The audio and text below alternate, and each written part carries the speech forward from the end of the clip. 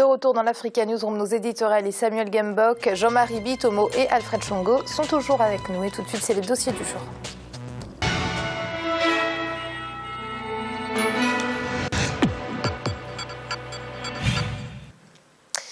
Au Gabon et dans d'autres pays du continent, ils sont nombreux à écumer les rues des capitales et à s'installer aux abords des rues ou encore dans les marchés pour vendre à la sauvette. Alors, quelles relations entretiennent justement ces vendeurs à la sauvette qui font partie du secteur informel avec les services fiscaux? Quel rôle jouent-ils dans nos économies? Éléments de réponse avec ce reportage de Douglas Toutou.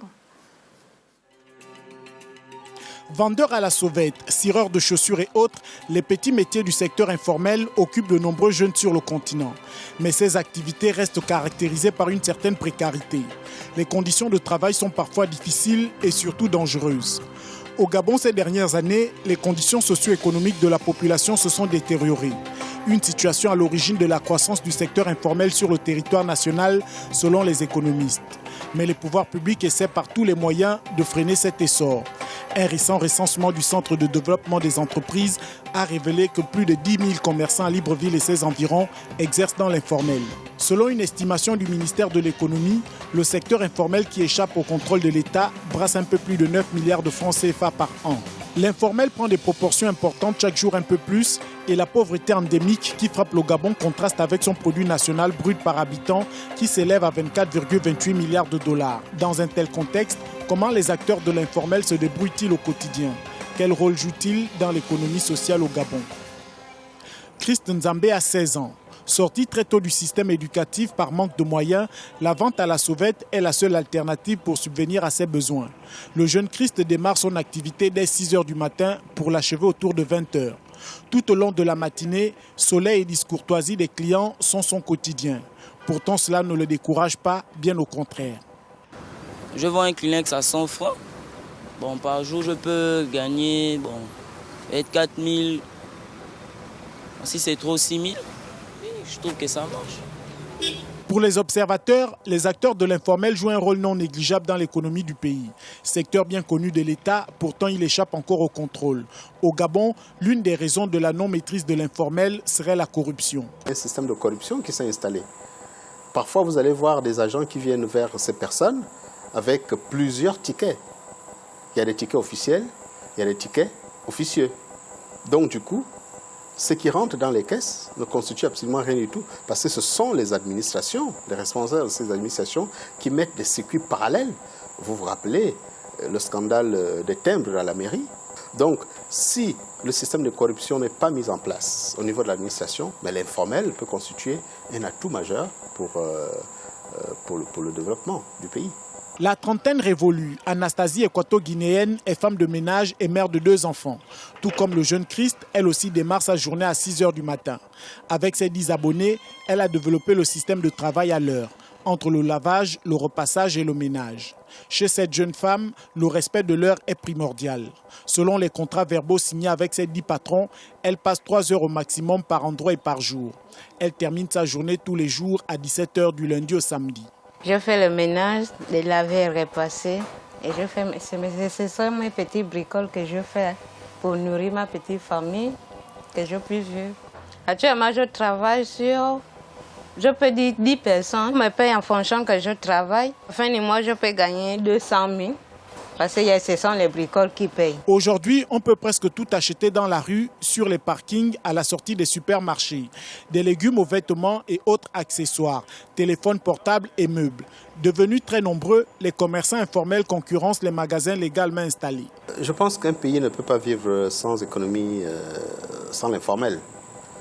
La plupart de ces pays qui se sont développés, ils ont basé une partie de l'économie sur l'informel. Mais le véritable problème, c'est que quand cet informel s'exerce dans l'anarchie, l'État n'engrange absolument rien du tout. L'activité d'Anastasie permet à cette jeune femme de s'occuper du mieux qu'elle le peut de sa petite famille.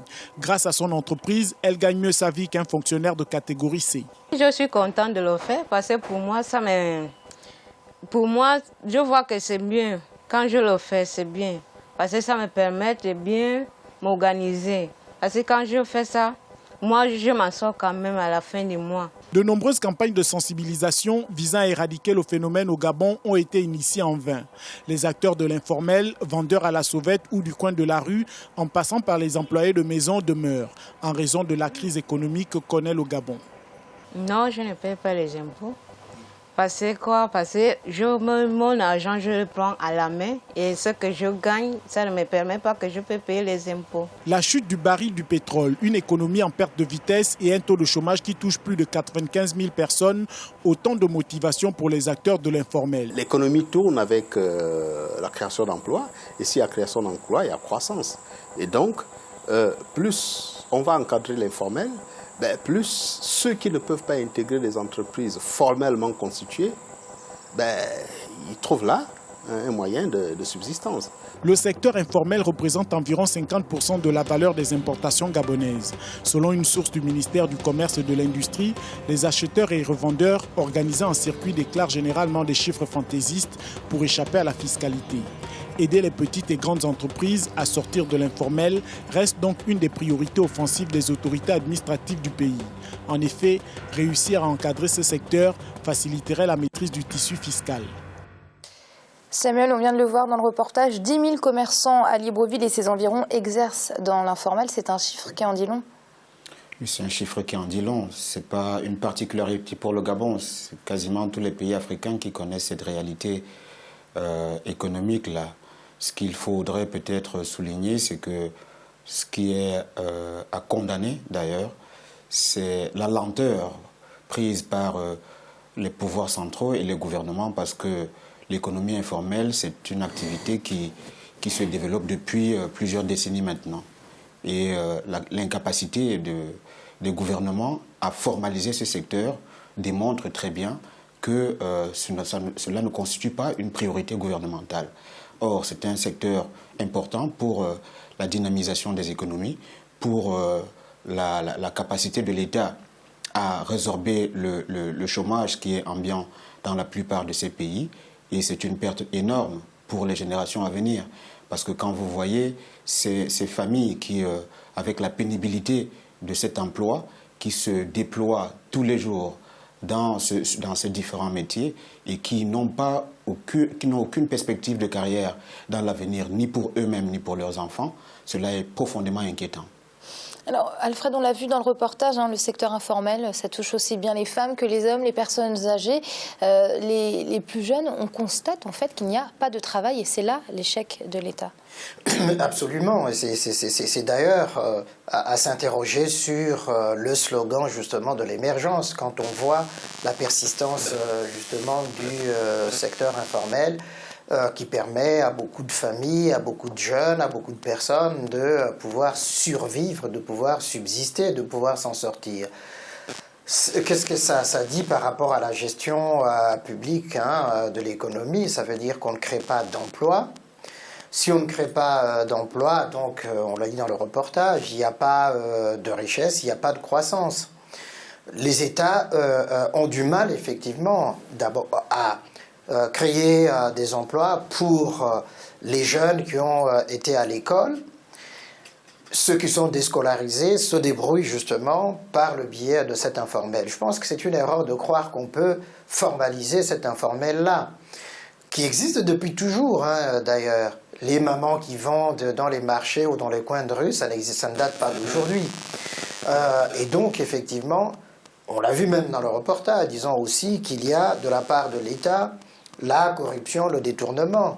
Mais si les fonctionnaires détournent le système des patentes, etc., ça voudrait dire qu'ils sont très mal payés par l'État, qui ne remplit pas son rôle. Et donc, du coup, pour arrondir leur fin de mois, ils sont obligés de truquer, justement, d'avoir une double facturation, en quelque sorte. Donc, ça jette vraiment une lumière crue sur les carences de la gestion publique des économies là du Gabon, mais en l'occurrence de la plupart des pays africains.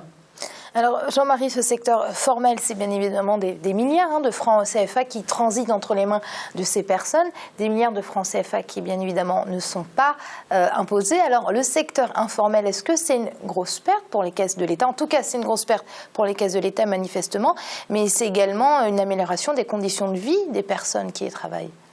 Tout à fait. Le problème du secteur informel soulève, si vous voulez, c'est un marqueur. Le secteur informel, c'est un marqueur des phénomènes sociétaux chez nous en Afrique. Tout simplement pourquoi? Alfred vient d'en parler tout à l'heure. Le premier marqueur, c'est quoi? C'est le manque de création d'emplois suffisamment. Quand on parle du marché de l'informel, Alfred a essayé de donner un exemple. L'informel, ce n'est pas un marché, si vous voulez, ce n'est pas un marché uniforme. C'est un marché qui est complexe. C'est-à-dire les gens qui rentrent dans l'informel, vous avez des jeunes qui sortent du système scolaire et qui n'arrivent pas à trouver de l'emploi sur le marché. Ça, c'est une première catégorie. Vous avez une seconde catégorie qui est liée maintenant à l'exemple d'Alfred, à savoir, on a toujours vu nos mamans, nos papas, c'est-à-dire vendre sur le bord des routes et tout ce qui s'ensuit. Donc, pour moi, c'est un des marqueurs qui est le manque d'organisation et de planification, si vous voulez, dans nos États africains. Donc ça c'est un des marqueurs qui fait en sorte que les jeunes vont à l'école. Quand ils sortent de l'école, ils n'ont rien. Donc le seul, c'est-à-dire la seule vraie voie qu'il leur reste, c'est quoi? C'est d'aller dans l'informel, essayer, je sais pas moi, vous avez des licenciés pratiquement dans tous les États africains qui vont vous vendre des bouquins au bord de la route, qui vont laver des voitures. Donc ça, à la base déjà, c'est quoi? C'est un manque de planification dont j'ai parlé. Second, si vous voulez, phénomène majeur, c'est quoi? Le phénomène majeur, c'est que quand on met les jeunes à l'école, il n'y a pas de stratégie d'emploi, si vous voulez, qui soit prévue à la base. Donc effectivement, face à ces problèmes-là. Maintenant, pour moi, le problème dont vous avez parlé, le manque à gagner de l'État. Pour moi, le manque à gagner de l'État, c'est, on fait maintenant référence au problème organisationnel et sociétal. Comment est-ce que la société est-elle organisée?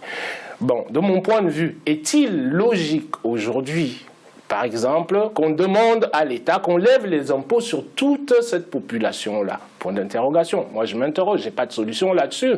Est-ce qu'on peut lever ces impôts-là décemment? Je pense que non. On lève ces impôts-là dès l'instant où on se trouve, parce que bon, il faut quand même avoir l'organisation économique, comment est-ce qu'elle se passe? Dès l'instant qu'on fait des places de marché, où on construit, comment dirais-je, des places dédiées aux gens qui font du commerce informel ou qui font du commerce, dans ces conditions-là, cette patente-là peut subsister. Mais vous ne pouvez pas demander à un licencié dans un pays africain qui vend les bouquins au bord de la route de pouvoir payer la patente. Même légalement, si vous voulez, ça n'a pas lieu d'être. Tout simplement pourquoi? Parce que l'étudiant va demander est-ce qu'on m'a dédié un endroit pour pouvoir vendre mes bouquins au bord de la route? Bon, d'un autre côté, il y a d'autres qui diront que bon, la route, c'est un espace public constitué. Donc, c'est un débat qui est très, très, très complexe. Et effectivement, donc, il n'y a pas de réponse simple là-dessus. Parce qu'on a souvent l'habitude de dire ici, à Mira, que oui, c'est une perte pour l'État, c'est une perte pour l'État. Mais encore faut-il, en amont, formaliser, c'est-à-dire trouver les modalités et les procédures qui feront en sorte que l'État puisse gagner cet argent-là.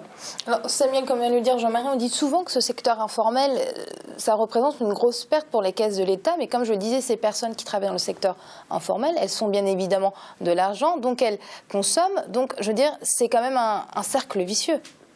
Oui, c'est un cercle vicieux, ce d'autant plus que quand ils consomment, ils n'ont pas de véritable retour, peut-être des retours au niveau de la consommation venant des fonctionnaires ou des cadres dans le secteur privé. Mais pour moi, ce qui me gêne, c'est en dehors de ce défi de l'informalisation de l'économie, il y a une double informalisation qui complexifie la capacité de l'État, qui rend difficile la capacité de l'État à régler ce problème, celui de l'informalisation du secteur public. Quand on sait parmi les catégories qu'on peut identifier dans le secteur informel, il y a une autre catégorie qui est inféodée à la fonction publique. Vous allez par exemple déposer un dossier dans un service administratif public, il y a des agents qui sont dans l'informel, qui ont des contacts avec des cadres qui doivent signer, qui récupèrent vos dossiers et pour ne pas perdre le temps, vous leur donnez un petit billet pour que ceci vous soit rendu dans les minutes qui suivent.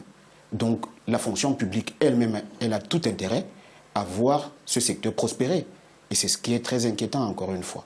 Quand ces minorités qui évoluent dans la précarité, dans la pénibilité, n'ont aucune protection, ça rend difficile toute démarche leur permettant de tirer le maximum de profit de leurs activités. Jean-Marie? Bon, moi, je reviendrai sur ce que Samuel vient de dire. Là, l'exemple que Samuel vient d'exposer, nous ne nous retrouvons plus dans l'informalité, si vous voulez, l'informalisation du secteur économique. Là, on tombe dans le cadre de la corruption qui est autre chose. Cette corruption-là, ça voudrait dire quoi? Tous nos pays fonctionnent là-dessus. On en a déjà parlé suffisamment sur ce plateau. Dès l'instant que vous avez les services administratifs officiels qui ont été mis en place, où vous avez chacun agi à sa guise, c'est-à-dire dans son précaré, sur son espace, l'espace public qui lui a été alloué. Donc, tout ça, ça constitue aussi des freins et des lourdeurs par rapport, comment dirais-je, au bon fonctionnement de nos administrations africaines.